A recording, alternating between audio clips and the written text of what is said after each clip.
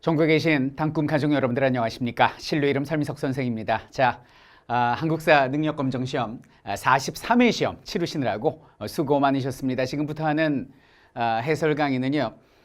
오늘 시험을 보신 분들을 위한 강의이기도 하지만은 오늘 시험 보신 분들은 뭐 이제 답안 맞춰보고 자격증 손에 쥐고 원하는 꿈을 향해 달려가면 되는 거거든요. 그러니까 이제 다음번 44회를 준비하는 분들을 위한 해설 강의이기도 하다라는 말씀을 미리 드리고 싶습니다. 자, 그러면 일단은 그 50문제 중에 가장 귀감이 되고 어려웠던 문제 5문제를 뽑아서 전체 문제 유형과 스타일 그리고 44회는 어떻게 출제될까를 말씀드릴 건데요. 그 전에 보기 전에 저희 단꿈만의 데이터베이스를 가지고 정리한 총평을 보고 바로 문제풀이 들어가 보도록 하겠습니다. 자, 보시죠.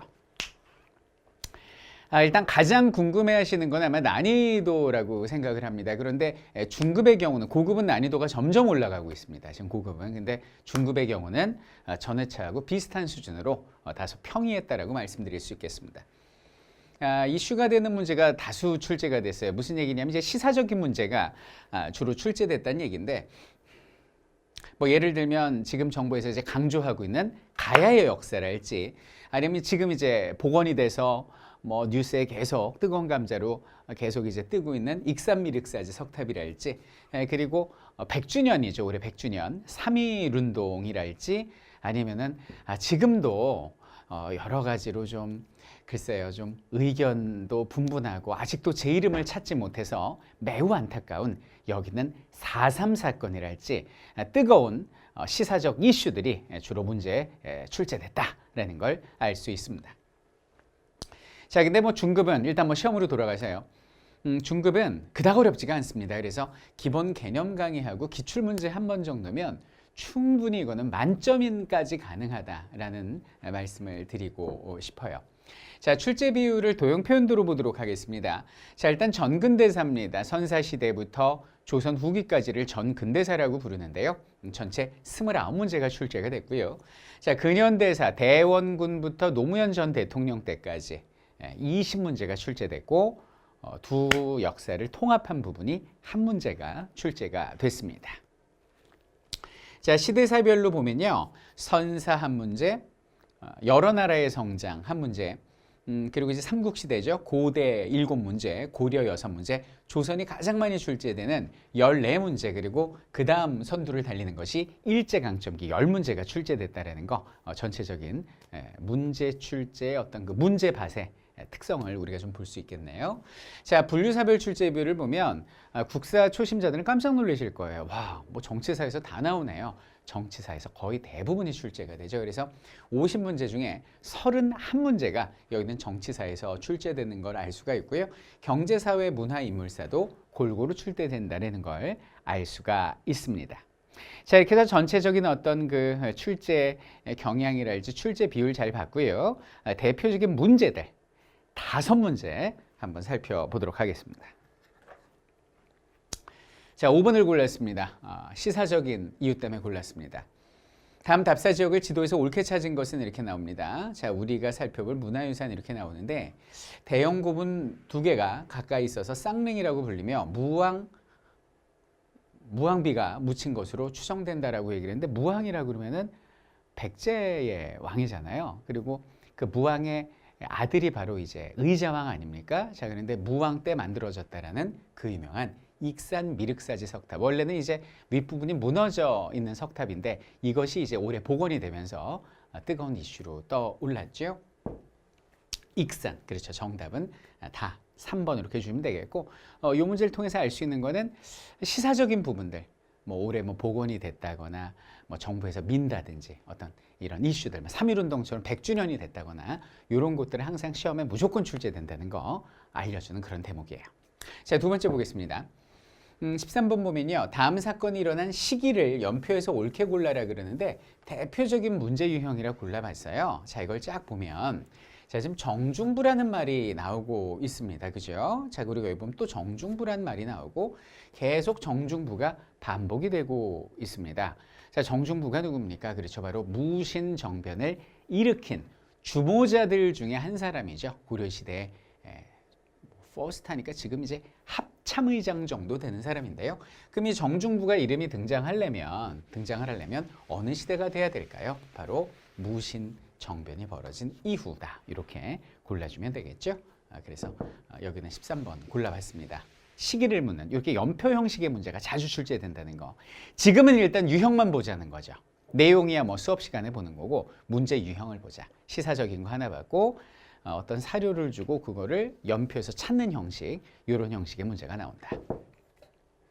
자, 그 다음 유형을 보겠습니다. 서술평가를 가져왔습니다. 다음 서술평가의 답안에 들어갈 내용으로 옳은 것은 이렇게 나옵니다. 다 보니까 지금 가나 조약이라고 얘기를 하고 있거든요. 자, 그런데 여기 보니까 조선국이 지불한 5만 원은 피해를 입은 일본 관원의 유족 및 부상자에게 지급해서 특별히 돌봐준다. 그리고 일본군이 우리나라에 머무른다. 이렇게 이야기를 하고 있습니다. 그러니까 이 내용은 뭐가 되겠습니까? 항상 제가 얘기하지만 이모군란하고 갑신정변의 어떤 결과를 우리가 꼭 알아야 된다라고 얘기를 하는데 이모년에 벌어진 군인들의 난동 사건에 당시 이제 뭐 구식군인들과 폭도들이 일본 공사관을 완전히 때려 부셔버렸어요. 그리고 그 와중에 또 일본인 군인을 또 이렇게 살해를 했거든요. 그래서 이모군란이 그 이제 끝난 뒤에 일본과 우리는 이제 재물포 조약을 맺게 되는데 거기서 뭐라고 그러냐면 너무 미안하다. 그래서 여기는 그 피해를 입은 유족 관원들을 위해서 배상금도 지불하고 앞으로 일본인들이 이런 피해를 또 당하면 안 되니까 자위적 측면에서 일본 군대가 우리나라에 머무르는 거 허락할게 라는 내용의 조약을 맺게 돼요. 이걸 뭐라고 부르냐면 재물포, 인천 재물포에서 맺었다고 그래서 재물포 조약 이렇게 부르는데 이거 굉장히 중요하다고 제가 시험에 항상 말씀드렸거든요. 그러니까 이건 바로 이모군란의 결과인 재물포 조약이다 이렇게 보시면 될 것 같아요. 자, 그럼 뭐 답안의 내용, 자, 그러니까 요 가는 이제 이모군란의 내용이 되는 거고, 자, 나를 보면요, 딱 보니까 사조 규정에 따라서 조선 상인이 북경에서 교육하는 경우와 중국, 요거는 뭐냐면은 이 이모군란 때 그 군인들의 난동을 진압해 준 게 바로 이제 청나라거든요. 그래서 청나라 사람이 너무 청나라 정부가 너무 고마워서 조선과 청 사이에 그 청나라 상민들이 물과 육지할 거 없이 우리나라와 이제 교역을 하는 가운데 무역을 함에 있어서 큰 특혜를 청상인에게 주는 장정, 조약을 맺게 됩니다. 이걸 조청상민수령 무역장정이라고 그러는데 요 나가 바로 요 내용이 되겠네요. 그럼 결국 여기는 가와 나의 공통점은 뭐냐면 이모군란의 결과 맺어진 조약들이라는 거예요. 우리나라와 일본과 맺은 조약, 우리나라와 청나라가 맺은 조약. 그러니까 결국 답은 뭐겠어요? 이모군란의 결과 이런 게 답이 되겠죠. 그래서 딱 보면 그렇죠. 정답은 요게 되겠네요. 구식군인들이 이모군란을 일으켰다. 요것이 여기는 서술평가의 답안에 들어갈 내용이다. 이렇게 봐주시면 되겠습니다. 자, 그 다음에 이제 36번을 보도록 하겠습니다. 가에 들어갈 민족운동에 대한 설명으로 옳은 것은 이렇게 나오는데 요걸 제가 고른 이유도 바로 시사 때문입니다. 한번 볼까요?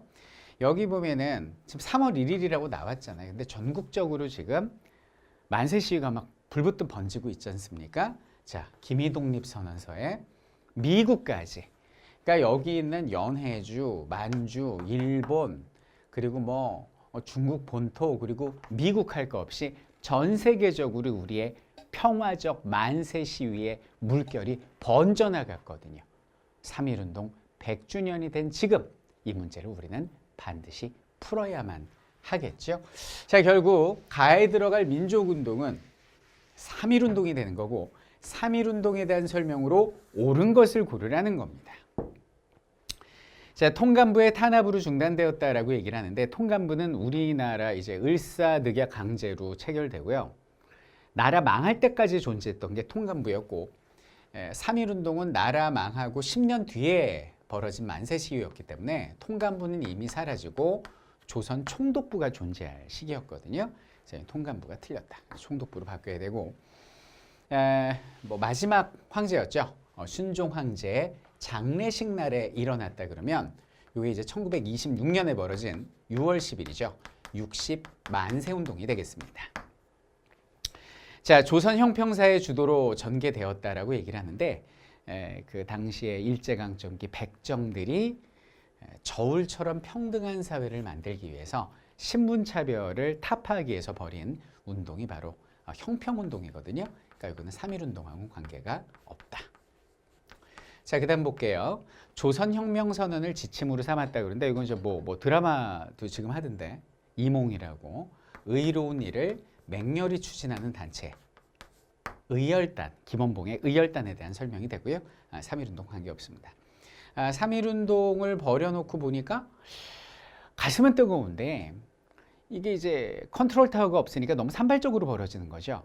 우리 민족의 기운을 하나로 모으기 위해서 컨트롤 타워가 필요하겠구나. 그래서 등장한 것이 대한민국 임시정부가 되었으니 3.1운동은 대한민국 임시정부를 낳은 어머니다라고 말할 수 있다. 정답은 5번이 되겠습니다. 자, 이번 44번이에요. 그러니까 여러분들은 지금 그러니까 이게 초심자들은요, 이걸 막 억지로 풀려고 할 필요도 없고, 내가 저걸 이렇게 모르지 하고 너무 당황하실 필요도 없고요. 문제 유형, 이런 식으로 문제가 출제되는구나. 그 유형만 지금 파악하시면 돼요. 내용은 수업 한 번만 들으면 그냥 다 머릿속에 외워지고 가슴속에 새겨집니다.